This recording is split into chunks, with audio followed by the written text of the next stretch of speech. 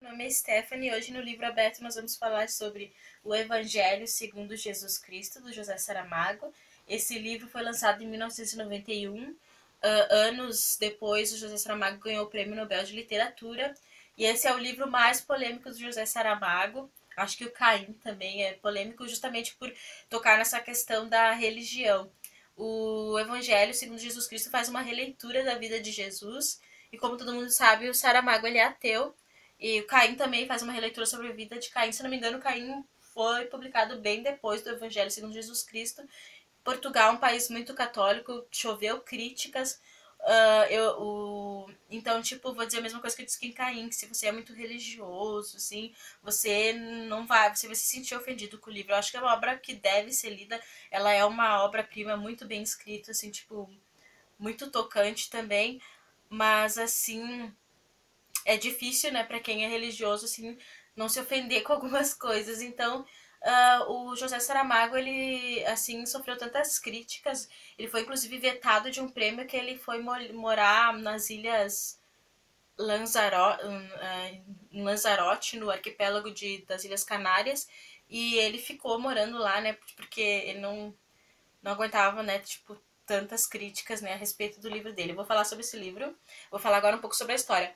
Bom, eu não vou falar assim, tipo, a história, assim, ela é bem parecida com a da Bíblia, tem várias mudanças, claro, várias liberdades poéticas, assim, mas, assim, eu vou falar algumas coisas porque a história já é bem conhecida, assim, né, os pormenores e tal, né, e por que eu acho que as pessoas se irritaram, assim, porque tanta polêmica, porque o livro foi, né, quase como que censurado.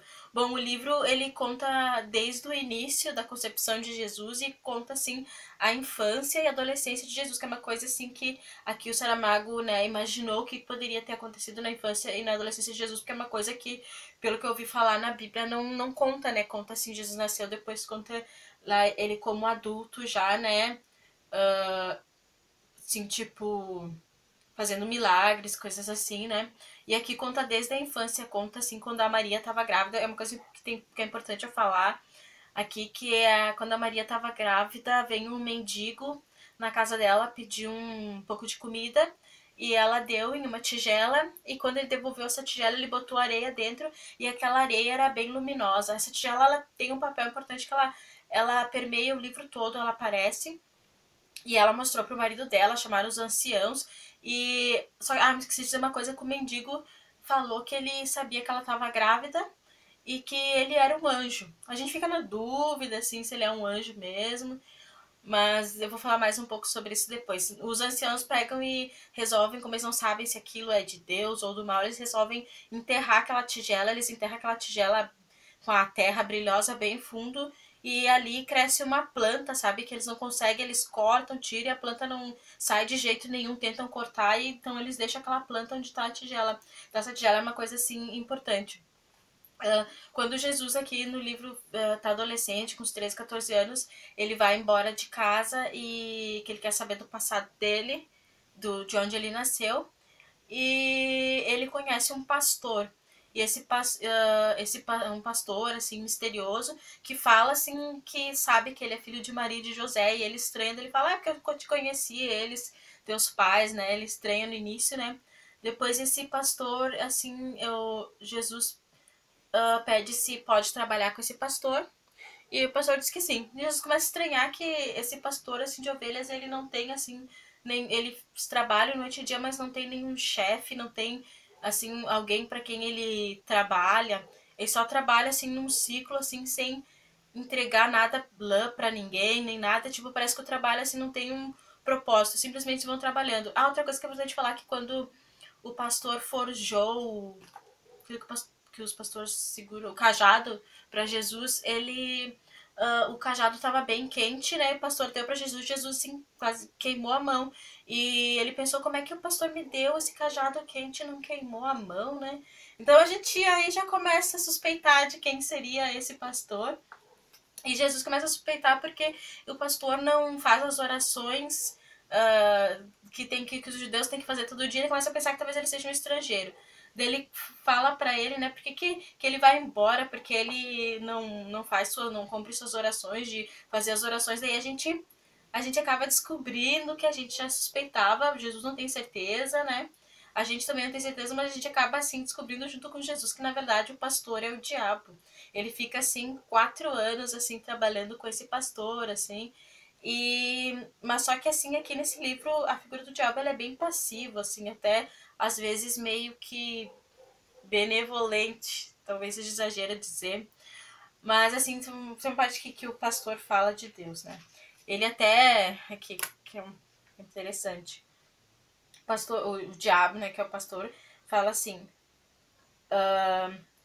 mas o que posso te dizer é que não gostaria de me ver na pele de um Deus que ao mesmo tempo guia a mão do punhal ao assassino e oferece a garganta que vai ser cortada. Ofendes a Deus, falou Jesus.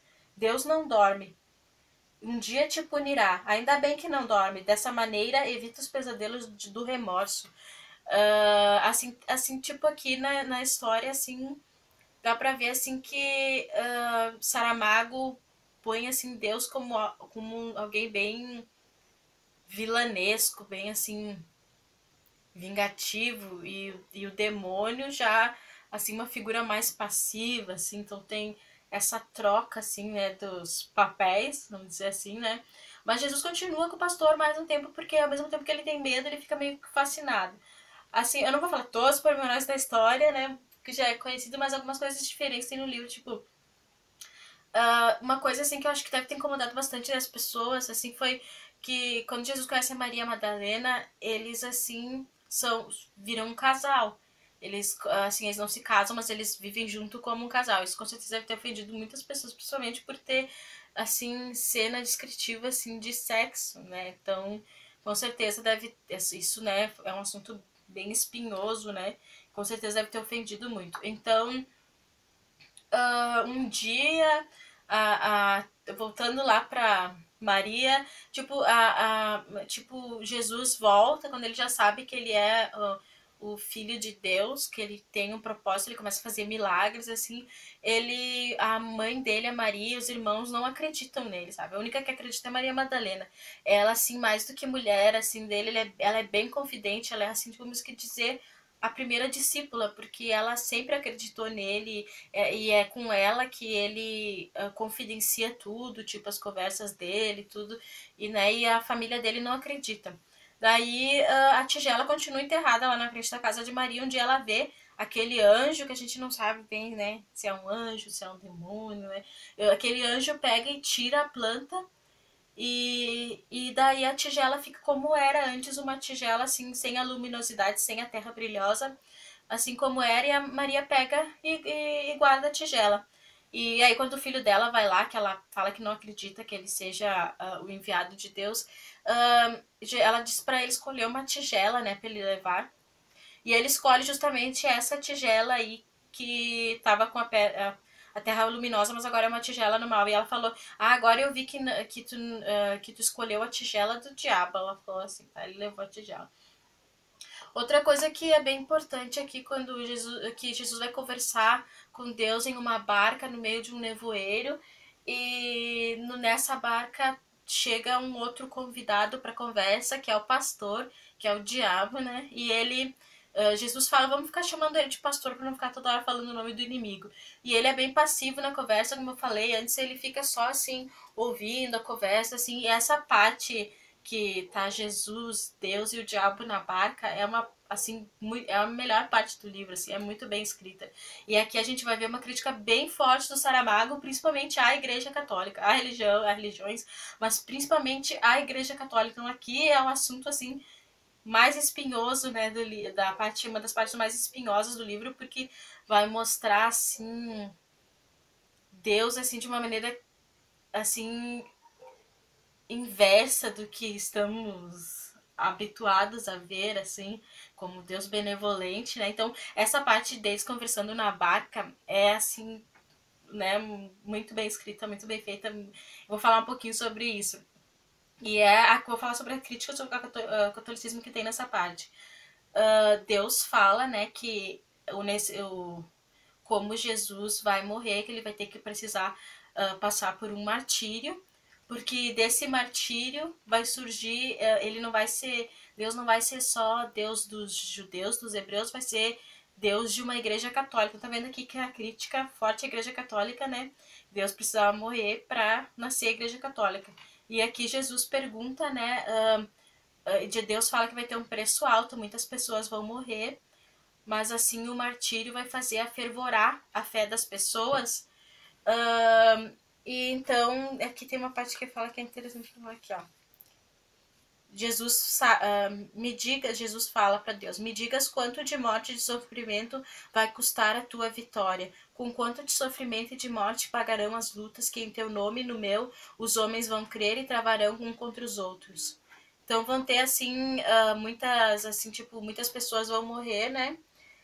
Pois daí Jesus, em nome, né, da fé católica, depois que Jesus morrer. Pois bem, edificaria-se a assembleia que te falei, mas os calabouços, para ficarem bem firmes, haverão de ser cavados na carne, Deus está falando. E os seus alicerces compostos de um cimento de renúncias, lágrimas, dores, torturas, de todas as mortes imagináveis e outras que só no futuro serão conhecidas. Daí que Deus começa a falar de vários nomes que vão morrer em nome da fé católica no início, quando os cristãos eram perseguidos no Império Romano, né, até, se não me engano, Constantino, né, botar a religião oficial de Roma como o cristianismo, e depois ele fala das cruzadas, e aqui é um Deus católico que acredita que as cruzadas era uma coisa certa, que Deus fala aqui que eles tinham que expulsar aqueles infiéis da Terra Santa, então todo aquele sangue era justificado. E esse Deus também, daqui ele fala que a Inquisição é uma coisa necessária. Então fala, né, cita vários nomes de pessoas que vão morrer em nome dessa fé por conta do martírio de Jesus. E Jesus fica assim, né, tipo, chocado, assim, tipo, né, com tanto de sangue que vai ser derramado para essa fé se solidificar e se espalhar por todo mundo, né?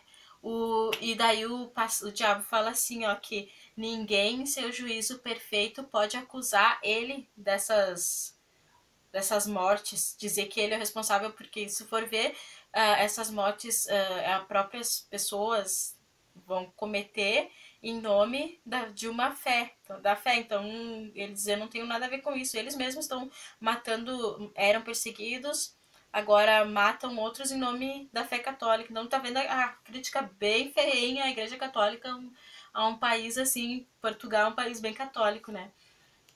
Então, como eu disse que aqui o diabo sugere, quando eu falo pastor, eu tô falando diabo, tá? Ele sugere para Deus que ele fica assim também com pena de Jesus, né, por conta do martírio, ele fala assim, sugere para Deus que Deus o perdoe e receba no céu, assim não vai existir mais mal, Jesus não vai precisar morrer e não vai precisar tanta gente morrer também. Então, Deus, assim, essa parte também é polêmica, Deus fala que não vai aceitar o perdão, porque é aquela história que a gente já ouviu falar que Deus não existe sem o diabo, um não consegue coexistir sem o outro, o bem precisa do mal. Eu não vou entrar assim em detalhes, porque é um assunto bem polêmico, sabe? Mas né, se você quiser se informar mais sobre, né, tipo, sobre porque que o bem não vai coexistir sem o mal, que a igreja católica ou a igreja precisa do mal para se sustentar. Não vou entrar nesse assunto, tá? Que é um assunto bem polêmico, né? E não quero ofender as pessoas também. Mas assim, bom, só que Deus não aceita, então, né? E o pastor diz para Jesus, diz que vai embora. Sai da barca e fala assim, e pede para Jesus, tu tem uma coisa minha aí. Dizer o que? A tigela. Daí Jesus nem lembrava da tigela, pegou e deu para ele. Então quer dizer assim que o anjo, que seria o anjo da anunciação que falou para Maria que ela estava grávida, então seria o demônio, ficou assim a entender, porque Jesus pegou e. Ai, desculpa. Jesus então pegou e deu a tigela, né? E ele falou para Jesus assim que ele na hora que chegasse a hora dele ele ia estar lá e que ele ia ter uma outra tigela, mas que ele não ia ver essa tigela. A tigela tá permeando toda a história. Então, tipo, a história continua, né? Daquele jeito, tipo, Jesus fazendo vários milagres, milagre da multiplicação, sempre que depois ele tem os seus discípulos, né? A história continua. Uma coisa que é diferente também é que Lázaro, ele não. Aqui no livro ele é irmão de Maria Madalena. Não sei se ele é, na verdade, vocês que entendem me falem. Mas assim, Jesus vai ressuscitar Lázaro. A irmã dele, a outra irmã, Marta, pede para ele ressuscitar. E Maria Madalena fala para não ressuscitar, porque ninguém nessa vida, ela fala, teve tantos pecados que mereça morrer 2 vezes. Então, né, essa é uma parte também que é diferente, né? Quando tá chegando mais pro final, assim, tipo, tem... Aqui outra coisa diferente é que Judas, ele não se vendeu por moedas, ele não traiu Jesus, assim, sem Jesus, assim, tipo, por dinheiro. Jesus pediu para ele, né, porque Jesus queria acelerar o martírio, já que tinha que acontecer. Então, Judas se ofereceu, mas ele não aceitou o dinheiro. E a morte de Judas aqui é triste também, né, porque Jesus fala para ele, tu sabe que chegada a minha hora, chega a tua. Daí Jesus tá indo, vê eles tiram o corpo do... Ele vê Judas enforcado. Eu acho que na Bíblia, acho que Judas se enforca depois que Jesus morre. Não sei. Mas daí, Judas... Vocês que são mais entendidos, né? Me corrija se estiver errado. Mas aqui, daí, Jesus vê, assim, eles tirarem o corpo de Judas da figueira. E ele olha, assim, ele morto, o rosto, assim, transfigurado pela rápida agonia, né? E ele fica, assim... E é muito triste essa parte mesmo. Bom, o que eu vou tentar finalizar aqui é que, assim, o final, assim, ele é bem triste, né? Bem tocante. Muito bem escrito, que a morte de Jesus acaba com a morte de Jesus. E não é spoiler, né? Porque é que não conhece essa história, né? E vou falar um pedacinho aqui. Que Jesus, assim, né? Sub, Então Jesus compreendeu que viera trazido como se leva um cordeiro ao sacrifício, que a sua vida fora traçada para morrer desde o princípio. E subindo-lhe a lembrança o rio de sangue e de sofrimento que de seu lado irá nascer e alagar toda a terra, clamou para o céu onde Deus sorria. Homens, perdoai-lhe, porque ele não sabe o que fez. Então ele falou para os homens perdoarem Deus, porque Deus não sabe o que fez, que com o martírio dele, né, a terra ia se alagar de sangue, ia ser assim, né, muitas pessoas iam sofrer. Então daí, quando Jesus estava quase morrendo, ele não chegou a ver, ele viu um homem se afastando, mas ele não viu que botaram no chão a tigela, que era aquela tigela negra, para onde o seu sangue gotejava. Botaram a tigela para parar o sangue, né? Então, assim, eu... lembra que o diabo tinha falado que ele ia estar lá quando chegasse a hora de Jesus e que ele ia receber uma tigela, mas ele não ia ver, ele estava morrendo já, ele não ia ver que a tigela tinha sido colocada embaixo dele para parar o sangue. Eu procurei, assim, tipo, como essa tigela permeia toda a história, eu procurei, assim, o significado. Eu vi o Saramago falar que essa tigela representaria o Santo Graal, que é um cálice onde Jesus tomou a última ceia, o vinho, e também foi usado, supostamente, para pegar gotas de sangue de Jesus. Mas assim, eu achei assim, eu gostei de eu pensei em outro significado e eu tava conversando com a minha mãe sobre o final e ela me falou que ela me falou que ela acha que de repente essa tigela representa assim, o sangue de Jesus escorrendo na tigela representa todo o sangue do mundo que vai ser derramado sobre a terra, sobre a tigela, né? Que vai se seguir depois da morte de Jesus. Eu gostei muito mais dessa explicação do que a do próprio autor. Então a gente pode, né, tirar uma explicação própria, né? Acho que isso é da boa literatura, né? Tu poder tirar tuas conclusões. Então o final aqui, né, é muito triste. Esse aqui eu gostei muito desse livro. É um livro muito bom, muito bem escrito. Né? Não teve essa polêmica, né? Por conta, né, do assunto, né? Mas é Saramago, né? Tipo, é um livro que eu demorei um pouquinho para ler, porque sabe como os livros de Saramago eles são assim, as páginas cheias, ó, assim, tipo, tu pega para ler e tem assim parágrafos que duram páginas, assim, talvez várias anotações. Então tu não lê tudo de uma vez, assim, tu demora um pouquinho até para mim pesquisar algumas coisas e algumas coisas aqui. Então fica a dica, né, para você também não se prive de ler esse ótimo livro aqui. Mais um ótimo livro do Saramago. Eu vou mostrar o que eu tô lendo agora. Eu tô lendo Me Chame Pelo Seu Nome, que é aquele livro que deu origem ao filme. E eu vou fazer uma resenha, né, depois que eu ler sobre sobre o livro. E eu tô gostando bastante. É isso, obrigada. Sim, não se esqueça de se inscrever e dar um like.